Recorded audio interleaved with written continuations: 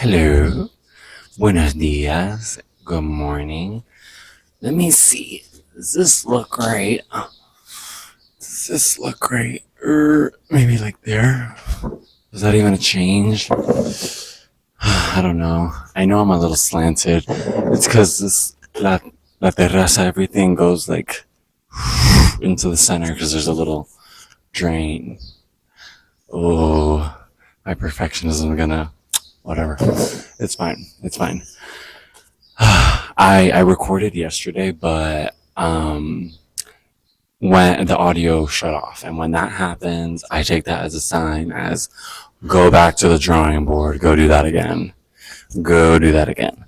So I definitely listened, and I don't know, like I also kind of get mad when that happens, not naturally. Like I thought I was, like I thought I was doing good, but but I turned it. I like was like, okay, I'll record tomorrow because I don't know. It's just like fucks the day. I'm like, ugh.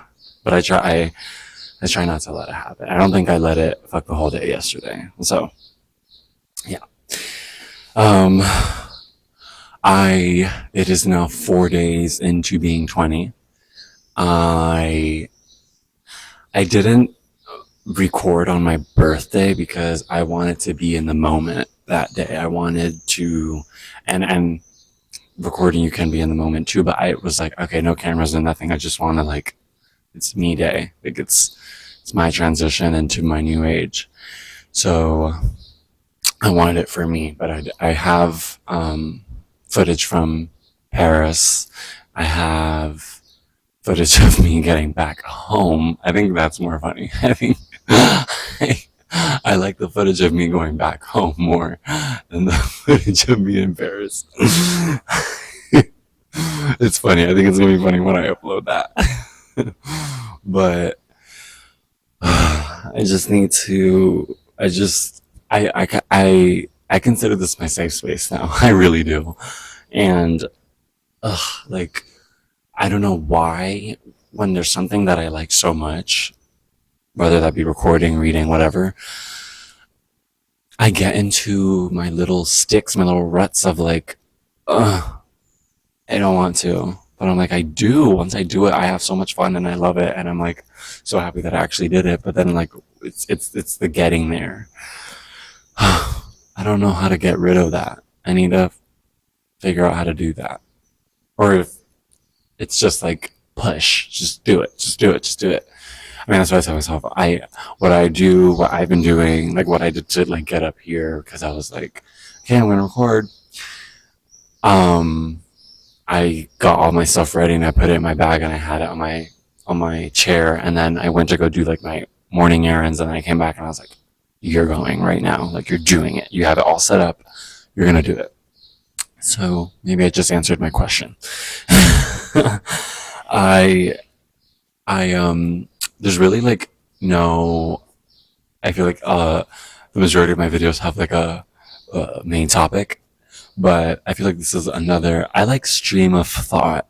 I like when I talk about what has been popping in my mind and what I've written down. Oh, to congratulate myself before I get into that, to congratulate myself, I just finished one of the 3 books I've been reading: Escape from Capitalism, Economics is Political and Other Liberating Truths by Clara E. Maite. Ah, baby.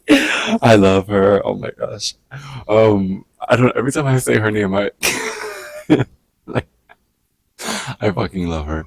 But I just finished this book, and maybe we can look at some things I underlined that really spoke to me later in the video. But for right now, I want to. Oh, and here's a picture of me finishing it in front of the Alhambra. I like went there at around 7:30, around 8, and then the sun doesn't set until like set until like actually like 10:30. So I stayed until all that time and I waited for the sun to set, and I finished. Well, I finished when the sun set. I didn't like wait for the. You know what I mean? You know what I mean? Here we go. Let's go into some of my stream of thought. And I'm actually kind of glad that the video yesterday, that the audio cut, because yo, I was tired. I don't know what happened. I was like, and usually I'm like a upbeat, like I'm standing, like I'm here, I'm full of energy. Yesterday I was tired. I was so mellow. It was so mellow. The video was so mellow. So maybe that was good. And I was good. It didn't work out because no. And I was also thinking, because these past few days I've had actually like moments where I'm like, I want to record about just this, but it was more out of a place of anger and more of a place of like, I want to complain, and that's fine. That's probably going to happen in the future. Well, or I'll actually go through with it and record me complaining. But I was like, let me organize my thoughts. Let me organize what I'm actually feeling, so I can better convey it. So I can get the idea across, but what I actually mean, and not with the, the clouded sense of anger and like frustration. Uh, oh yeah. Okay. I'm looking at thoughts I had before I left to Paris, and just an update. The crush on the French YouTuber, it did go away. Oh my gosh. It's like fucking syphilis. It's like, it catches me, it gets me sick. I'm like, ugh, I got sores, I got lesions, and then it goes away. And then it goes away. Because I realized I like looked more into him, and there's nothing like wrong with him per se. Like, amazing, beautiful human being, but we're just at two different stages. I love how I'm saying this as if we were like, we talked, and like I met him and we talked about it, and we just decided like, I just want to make sure that was on. That we just decided that we were at two different stages. No, I looked deeper into it, and I was like, I should not. I should not be putting in my time into someone who gets too many DMs to care. I mean, oh, that's all like horrible. It feels so weird. Instagram, that shit feels so weird. The just like the I don't know. It feels like elite. It feels like I can't talk to you. Like you're all the way in Mount Olympus. Like it's like, how is my message gonna get to you? And like, okay, that was for a little crush I had on a YouTuber, a French YouTuber. But let's say if I want to talk to like Kim Petra's Detour, or if I want to tell her how great the album is, I feel like it's so far away and she'll never see it. But maybe I just gotta post a video of me like twerking to one of her songs, and then she'll get it. Because I already tried that. Okay. Oh yes. So I was thinking about just how trustworthy we are. Is it so tilted? I'm gonna look back at this, and I'm just gonna post it. But if it's so tilted, oh. But I just think it's so crazy how trusting we are. I think I'm a pretty gullible person. I think I like to believe in people, unfortunately. So it's like when I saw infomercials for the first time, because I really didn't grow up with cable. It was more like direct TV, and well, first was direct TV, and then it like became like Roku, and then Amazon, like the Fire Stick and all that. But like cable, like I didn't have cable. And so when I saw an infomercial for the first time, because I think like we were there for, like we moved to a new house or something, we didn't have the TV set up, just watching infomercials, and I ran to my mom saying like, you need to get this concealer, you don't get it, like it's the best. And she's like laughing, she's like, where'd you hear this? And I'm like, the commercial. And she's like, the infomercial. And yeah, so I have an underlying layer of gullibility. Is that a word? Gullibility? I'm gullible. Um, and I just think it's so funny how we as humans trust the weather app. Like those are emojis. Those are, how many days have been canceled, or how many days have been rerouted just because someone saw a cloud, a raindrop emoji, whatever. on the weather app, and maybe it didn't even happen.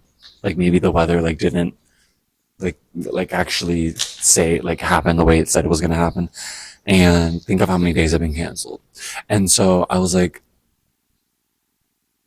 putting that into perspective, how many situations do we put ourselves in where we just look at something, we just hear something, and we just assume, and we're like, oh yeah, yeah, all right.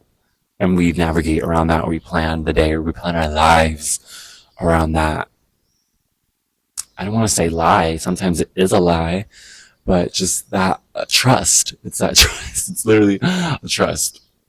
So I just thought it was crazy that the weather app and those freaking emojis be getting us. Like, how, I don't know. That's just crazy to me. Like, how is a raindrop emoji dictating my day? It's just a little crazy. Let's see. Ooh, so you know how when you're on YouTube and you or not accidentally, but you're on YouTube and you like just stop on a video, let's say, and it's still like on the page, the home page, and the video starts playing. Well, one of those videos was Maya Angelou talking, and basically, this is me paraphrasing her. She was saying, "Be humble, not modest. Humility comes from within." And I was like, damn, damn. Ugh. It's a shame she has such a fucking bad attitude. No, I think she's just like the living embodiment of that. Like she's just, and that's like her generation. She's very much like, I'm an elder, bitch. I'm an elder. It's Mrs. Angelou to you, that kind of deal. Like, don't call me Maya. Yeah, I think I saw something like that where one of the kids was like talking to her. It's just like, hold on, sweetie.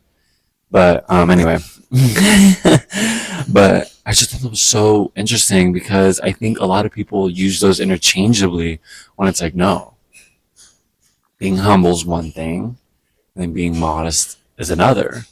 Because when you know your accomplishments and you know your worth and you know what's up and you know like who you are, there's no there's no need to be modest. No, say what you are, say what it is. Call it out, say it right. But there's a difference about being humble. You can be humble. And I strive to be humble. I do. So I think I was like, oh, I like that distinction because it shows that two things can be true at once. You can be two things at once. More than two things at once.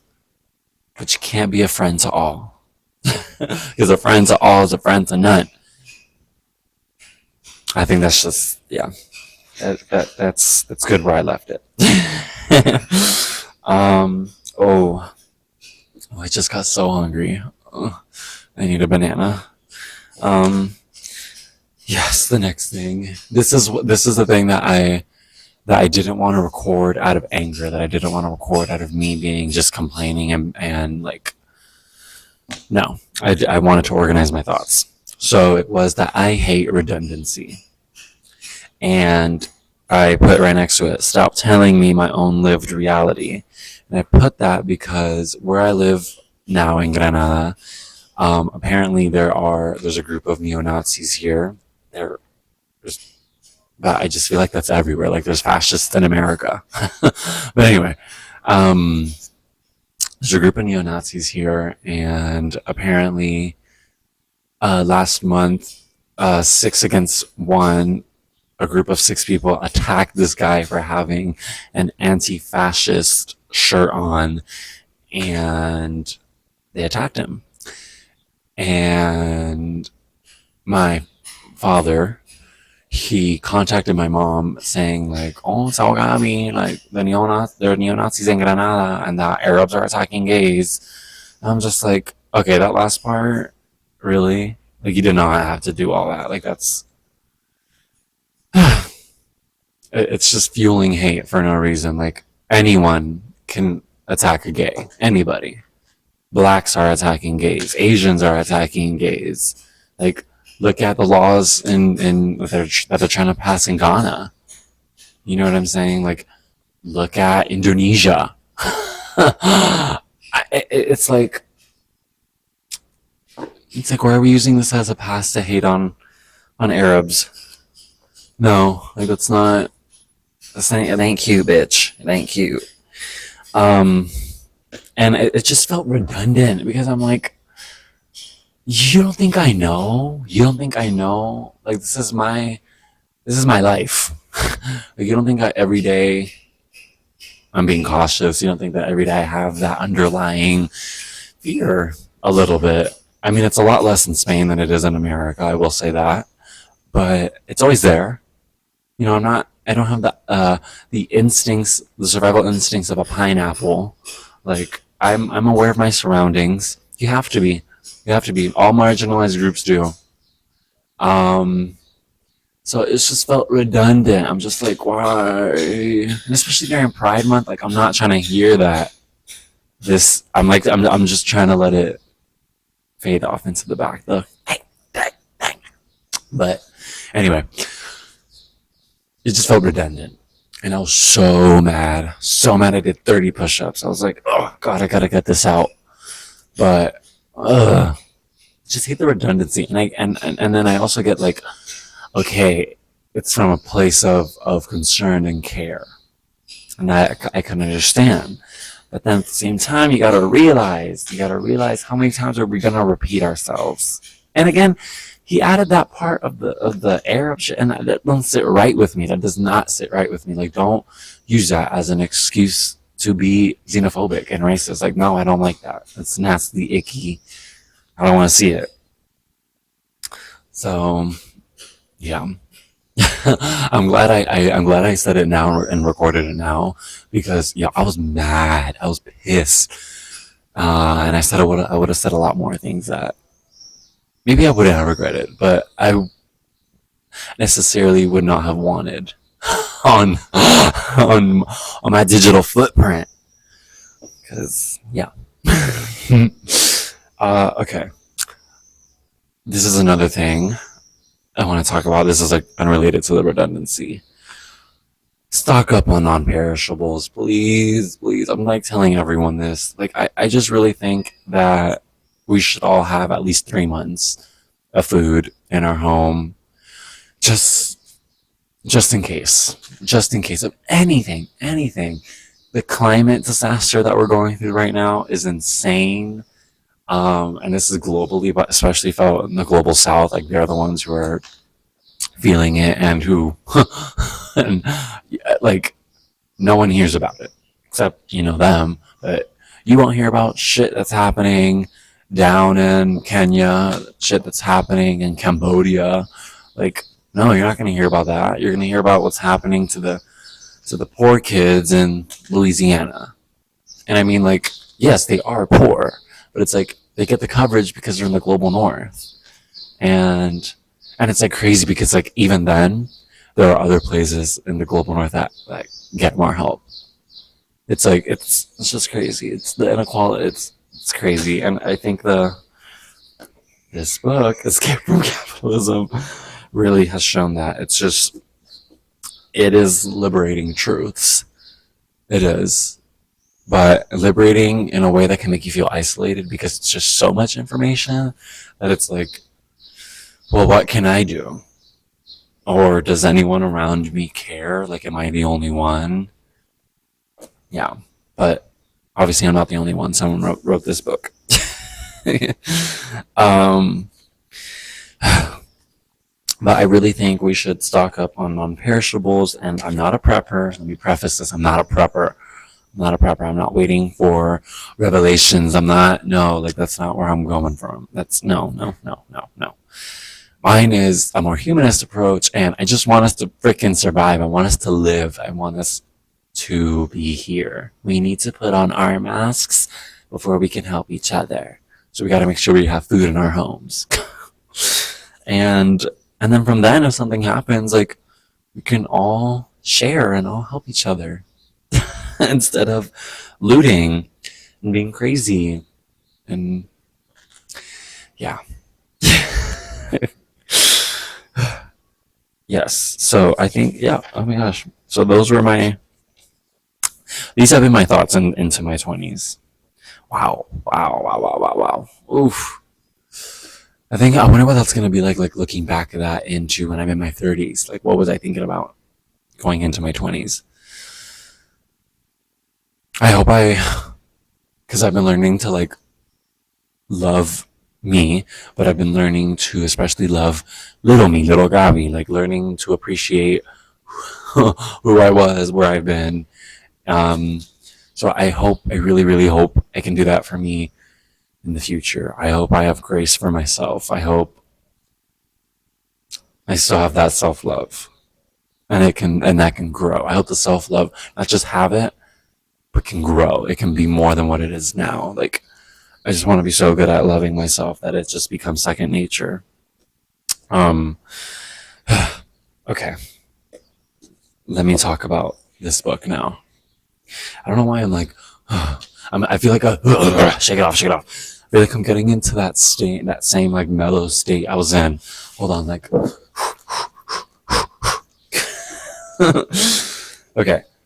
But this book is crazy because it's so much that sometimes I'd have to stop reading it because it'd get me so mad. It would get me so mad that I'd have to like read myself my it's not a self-love book, it's a libro del amor. Entonces it's all types of love. Um let's see what's one thing that I underlined that was like ooh I, let's see. Okay, here's one.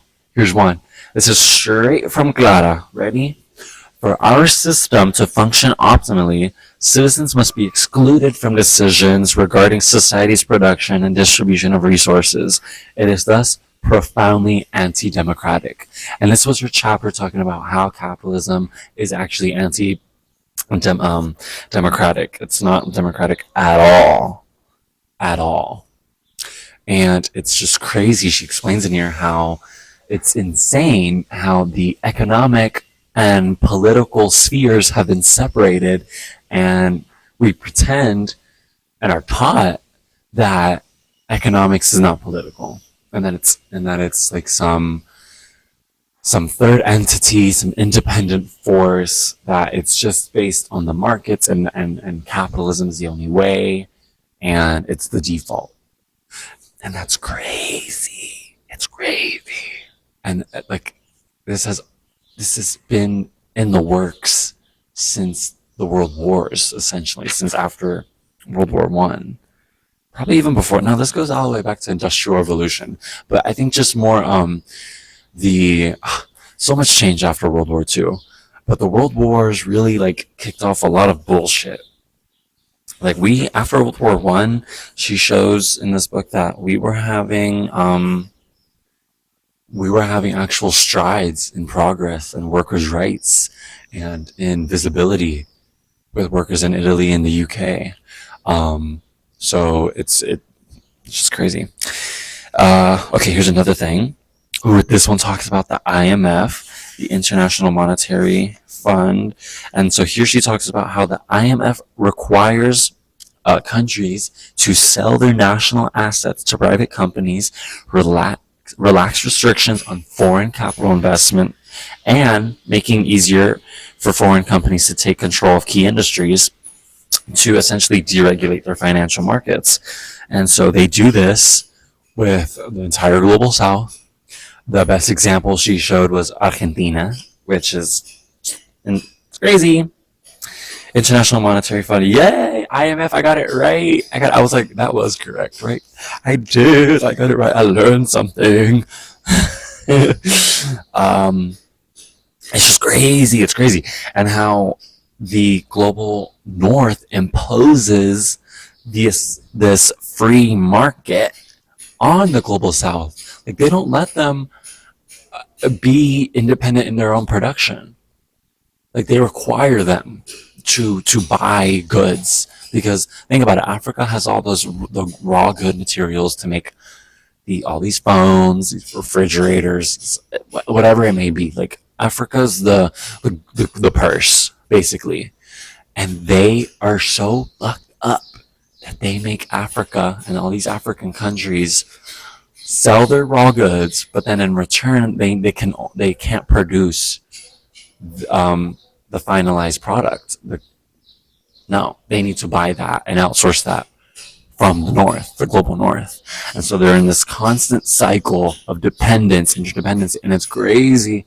It's crazy. And then we want to say that the free market is worth protecting and that it's free? No. No. No, no, no, no, no, no. Yeah, I think I'm gonna leave it there. Like, I definitely should do a video of me like reviewing the book because it's good. It's good. But now I'm like realizing this video is like getting long, and I already talked about my thoughts and the books and all that. Um, but I definitely am gonna do that. Yeah. Okay. I'm. I'm gonna go into today. I'm gonna go into today with a better mindset, with a mindset of breaking habits. I want to like actually look at how I react to things today and do something different, do something better. Like today, like my mom asked me for help with something, and my automatic reaction was like, ugh. And she saw that, and she was like, I'll just figure it out by myself. And I was like, oh my god, no, I'm sorry. I didn't say sorry yet because she went to go in her room and change. But I'm gonna go back down, say sorry, and because like that's not showing love. That's not showing love. No. And what the fuck else am I doing? Like, yes, I can help you. I'm sorry. I'm sorry. Okay. That's good. I'm going to go say sorry, and I'm going to have a productive day. And I hope all of you do too. So have a good day. Thank you for listening to me yap. I hope it was good, productive. All right, that's it.